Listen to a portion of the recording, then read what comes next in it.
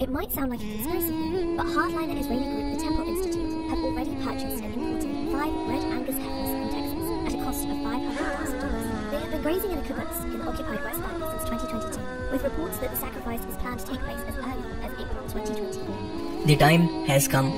आखिरकार वो वक्त आ चुका है। 2000 साल के बाद जब आखिरी बार हैकल सुलेमानी को दूसरी मर्तबा तबाह किया गया, आखिरकार इसराइल के अंदर लाल बच्चिया की कुर्बानी अप्रैल के महीने में किए जाने के लिए बिल्कुल तैयार है। वो कुर्बानी जिसके बाद मस्जिद उल अक्सा को शहीद करने के बाद तीसरी मर्तबा हैकल सुलेमानी को तामीर किया जाएगा, जो कि यहूदी कौम के लिए इतना ही मुकद्दस और अहम तरीन है जितना मुसलमानों के लिए खाना काबा। ये गोल्डन डोम जो कि आप अपनी स्क्रीन पर देख रहे हैं, यहूदी इसके बारे में मानते हैं कि यहाँ पर मौजूद ये पत्थर इस कायनात का मरकज या सेंटर है। इसी पत्थर पर आदम अलैहिस्सलाम को पैदा किया गया। इसी जगह पर हज़रत इब्राहीम अलैहिस्सलाम ने अपने बेटे की कुर्बानी की कोशिश की, जिसकी जगह पर मेंढे को लाकर रख दिया गया। इस कुर्बानी के बाद तीसरी आलमी जंग की पेशन गोई तौरात और तलमूद के अंदर बयान की गई है, जिसका जिक्र अंजील मुकद्दस और इस्लामी रिवायात के अंदर यानी हदीस मुबारका के अंदर भी मौजूद है। अंजील के अंदर इसको आर्मागेडन और हदीस मुबारका के अंदर इसको कहा गया है जंग हरमजदून। के अंदर 2000 साल के बाद 5 लाल बच्चिया को अमेरिकी रियासत टेक्सास से $5 लाख देकर इसराइल में मंगवा लिया गया है, जहाँ पर इंतहाई एहतियात के साथ इनकी निगरानी की जा रही है और इन्हें मस्जिद उल अक्सा के बिल्कुल सामने मौजूद पहाड़ माउंट ओलिव पर मस्जिद के सामने कुर्बान किया जाना है। और इस कुर्बानी के फौरन बाद यहूदी कौम अपने खाना काबा या फिर हैकल सुलेमानी की तीसरी मर्तबा तामीर को शुरू करेंगे। और ये कि इस कुर्बानी के अंदर अब 1 साल से भी कम वक्त बाकी है। जब मैंने ये बात की थी तो उस टाइम तक इसराइल ने गजा पर हमला नहीं किया था, क्योंकि वो अक्टूबर 2023 के अंदर किया गया और ये वीडियो था सितंबर का। सिर्फ 1 महीना पहले इस वीडियो के जरिए लोगों के लिए समझना मुश्किल था कि इतना जल्दी आखिर ये सब कुछ कैसे होगा, कि इसराइल हमास या फलस्तीनियों की मौजूदगी और मजामत को कैसे रोक पाएगा, मुस्लिम दुनिया का प्रेशर कैसे बर्दाश्त करेगा। लेकिन आप देखें कि उसने ये सब कुछ बर्दाश्त करके दिखाया। इस वक्त गजा के 5 हिस्सों में से अल रफा के अंदर मजलूम फलस्तीनी पनाह लिए हुए हैं, लेकिन इसराइल यहाँ पर भी मुसलसल फिजाई एयर स्ट्राइक कर रहा है। 18 लाख लोगों में से 15 लाख लोग एक एयरपोर्ट जितनी तंग जगह के अंदर कैदियों की तरह जिंदगी गुजारने पर मजबूर हैं। यहाँ पर बुनियादी इंसानी जरूरतें, खाना पीना और मेडिकल तक की सहूलत तक मौजूद नहीं है। अमेरिका ने इसराइल को वार्न किया है कि जैसे वो पहले गजा पर हमले के अंदर इसराइल की माली और असले के जरिए मदद कर रहा था, अल रफा पर हमले के लिए बिल्कुल नहीं करेगा, क्योंकि अब फलस्तीनियों के पास कहीं और जाने का रास्ता नहीं है। वो बंद गली के अंदर पहुंच चुके हैं। एक तरफ मिस्र अपना बॉर्डर नहीं खोल रहा तो दूसरी तरफ समंदर है, तो बाकी दोनों तरफ से इसराइली फौजें इनको घेरे हुए हैं। लिहाजा अब की बार अल रफा पर यह हमला दरअसल फलस्तीनियों की नस्ल कुशी होगी, ना कि जंग। लेकिन इसराइल ने वाज़ेह तौर पर यह कहा है कि चाहे अमेरिका इस हमले के अंदर इसकी मदद करे या ना करे, लेकिन वो फिर भी रफा को मुकम्मल तौर पर तबाह करके फलस्तीनियों का वजूद ही इस सरजमीन से हमेशा के लिए मिटा देगा, वरना ये लोग अपनी जान बचाकर खुद ही यहाँ से भाग जाएं। अब आप लोग खुद समझ सकते हैं कि इसराइल ऐसा क्यों कर रहा है। जाहिर सी बात है कि थर्ड टेंपल की तैयारी के लिए। वो नहीं चाहता कि इस दौरान किसी भी तरह से गजा से उनको मजामत का सामना करना पड़े, लिहाजा उनका पत्ता ही हमेशा के लिए साफ कर दे। दूसरी तरफ वो मुसलमान उम्मत की नफ्स को भी देख चुका है कि इन जैसे बेहिस बेगैरत हुक्मरान मौजूद हों तो इसे ज्यादा सोचने की जरूरत ही नहीं है, जिन्होंने अपने मुसलमान भाइयों, औरतों, बच्चों को इसराइली फौज के रहमो करम पर छोड़ दिया है। यहाँ तक कि खुद सऊदी अरेबिया यमन के हूती बागियों की तरफ से इसराइल के शिप्स के लिए सुएज कैनाल का रास्ता बंद करने के बाद से इसराइली आर्मी को ये ऑयल उर्दन के रास्ते यानी बाई रोड ये तेल पहुंचा रहा है। और यही वो तेल है जो कि इसराइली जहाजों के अंदर गजा पर बमबारी के लिए इस्तेमाल होता है या फिर इनके टैंकों के अंदर इस्तेमाल होता है। बहरीन, कतर, यमन, लिबनान, उर्दन ने काफी हद तक गजा की माली मदद तो की है, लेकिन सऊदी अरेबिया, यूएई और इजिप्ट यानी मिस्र जैसे मुल्क टोटली बेहिस हो चुके हैं।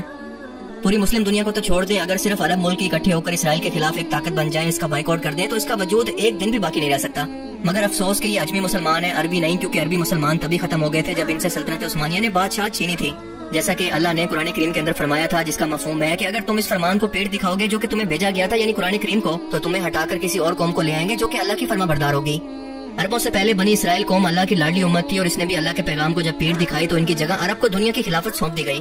और जब अरब ने भी बिल्कुल इसी तरह से अल्लाह के कुरान यानी अल्लाह के पैगाम को पेट दिखाई तो उनसे दुनिया की खिलाफत को छीनकर सल्तनत उस्मानिया के हवाले कर दी गई। इस लाल बच्चिया की कुर्बानी के बाद तीसरी आलमी जंग की पेशन गोई और फिर दज्जाल के ज़हूर की पेशन गोई अलामी किताबों के अंदर क़यामत की आखिरी निशानी के तौर पर मौजूद है। यहूदी कौम जिस आखिरी मसीहा की 2000 साल से मुंतज़िर है, वो तौरात की पेशन गोई के मुताबिक हज़रत ईसा अलैहिस्सलाम थे, जिन्हें इस कौम ने साजिश करवाकर रोमी बादशाह के हुक्म पर सूली पर लटकाने की कोशिश की, लेकिन अल्लाह ने इन्हें जिंदा आसमानों पर उठा लिया। और अब की बार जो मसीहा इनका तीसरी आलमी जंग के बाद इनका बादशाह बनकर सामने आएगा, वो दरअसल झूठा मसीह यानी दज्जाल होगा, जिसका खात्मा करने के लिए ईसा अलैहिस्सलाम दुनिया के अंदर वापस आएंगे, क्योंकि अल्लाह के रसूलों को इनका पैगाम पहुंचाने से पहले कत्ल नहीं किया जा सकता। लेकिन इस बार वो रसूल नहीं बल्कि रसूलुल्लाह का उम्मती बनकर दुनिया के अंदर वापस आएंगे और इस फितने अजीम यानी दज्जाल का खात्मा करेंगे, जिसे खत्म करना किसी और के बस में नहीं होगा। वो दीन इस्लाम को पूरी दुनिया पर नाफिज करेंगे। हजरत ईसा अलैहिस्सलाम उस वक्त दमिश्क की एक जामे मस्जिद पर आसमान से फरिश्तों के कंधों पर हाथ रखकर तशरीफ लाएंगे जब इमाम मेहदी अलैहिस्सलाम और इनकी फौज को दज्जाल और इसकी फौज ने दमिश्क के ही किसी मकाम पर किसी जगह पर घेर लिया होगा। हदीस मुबारका के मुताबिक इमाम मेहदी अलैहिस्सलाम का साथ देने के लिए या फिर इनकी फौज के अंदर जो काले झंडों की जमातें शामिल होंगी, वो अरब के मशरिक यानी आज के हिंदुस्तान, पाकिस्तान, ईरान और अफगानिस्तान की तरफ से आएंगी, जिन्हें इस वक्त खुरासान कहा जाता था। अल्लाह के रसूल ने फरमाया था कि इन फौजों का रुख कोई फेर नहीं सकेगा, इनको कोई नहीं रोक सकेगा, यहाँ तक कि वो एलिया यानी यरूशलेम के अंदर जाकर मौजूदा इसराइल में जाकर इमाम मेहदी अलैहिस्सलाम से मुलाकात करेंगी, उनकी फौज में शामिल होकर इमाम मेहदी अलैहिस्सलाम की खिलाफत को कायम करेंगी। اب اس پیشن گوئی کے مطابق یہاں پر یہ بات سمجھنا انتہائی ضروری ہے کہ یقیناً اس وقت خراسان کے اندر خلافت کا نظام قائم ہو چکا ہوگا، تبھی تو وہ فوجیں امام مہدی علیہ السلام کا ساتھ دینے کے لیے یا پھر ان کی مدد کرنے کو پہنچیں گی۔ اللہ کے رسول نے فرمایا تھا کہ اگر تمہیں گھٹنوں کے بل گھسیٹ کر بھی جانا پڑے تو امام مہدی علیہ السلام کی فوج کے اندر شامل ہو جانا، کیونکہ وہ جنتی لشکر ہوگا۔ افغانستان میں حال ہی میں اسلامی خلافت کا نظام، پاکستان کے اندر ڈکٹیٹرشپ کے خاتمے کے اشارے، ہندوستان کے اندر مسلمانوں پر بڑھتے فسادات، کیا یہ سب کچھ بلا وجہ ہو رہا ہے؟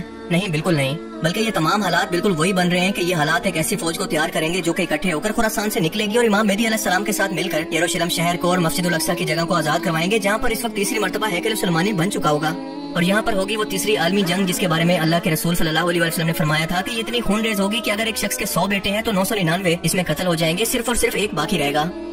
لیکن اس خون ریز جنگ کے بعد یا پھر مشکل کے بعد اللہ تعالیٰ آخر کے اندر مومنین کو یا مسلمانوں کو فتح دے گا۔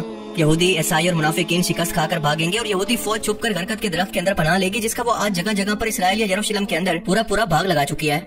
اس تیسری عالمی جنگ کی فتح کے بعد اور دجال کے قتل کے بعد حضرت عیسیٰ علیہ السلام پوری دنیا پر ایک ہی حکومت کو نافذ کریں گے۔ اس وقت پوری دنیا کے اندر صرف ایک ہی دین ہوگا، یعنی دین اسلام، اور اس کے بعد قیامت کا آغاز ہوگا۔ اب آپ خود اندازہ لگائیں کہ ہم اینڈ ٹائمز یعنی قیامت کے کتنا قریب پہنچ چکے ہیں۔ یہ فکر کی بات نہیں بلکہ خوشی کی خبر ہے، کیونکہ ہم نے اپنی زندگی کے اندر ان پیشن گوئیوں کو پورا ہوتے ہوئے اپنی آنکھوں سے دیکھ لیا۔ ہمارے پاس سوچنے کے لیے ابھی بہت وقت ہے کہ ہم اپنی آخرت کی فکر کریں، اللہ تعالیٰ کو راضی کریں، اور اس جنگ کے بعد ایک لمبا امن و سکون کا دور بھی آنے والا ہے۔ ہم انسان چاہیں یا نہ چاہیں ہمیں موت تو ویسے بھی ایک نہ ایک دن آنی ہے، تو کیوں نہ ہم ان خوش نصیب لوگوں کے اندر شامل ہو کر ہمیشہ کی جنت کا سودا کریں، جو امام مہدی علیہ السلام کے ساتھی اور رسول اللہ صلی اللہ علیہ وسلم کے فرمان کے مطابق جنتی گروہ کے اندر شامل ہوں گے، جنہیں آپ نے خود جنت کی بشارت دی۔ اللہ تعالیٰ ہمیں سمجھنے کی اور نیک عمل کرنے کی توفیق عطا فرمائے، آمین۔ باقی آپ لوگ اس بارے میں کیا سوچتے ہیں؟ اپنی قیمتی رائے کا اظہار کمنٹ سیکشن میں ضرور کریں۔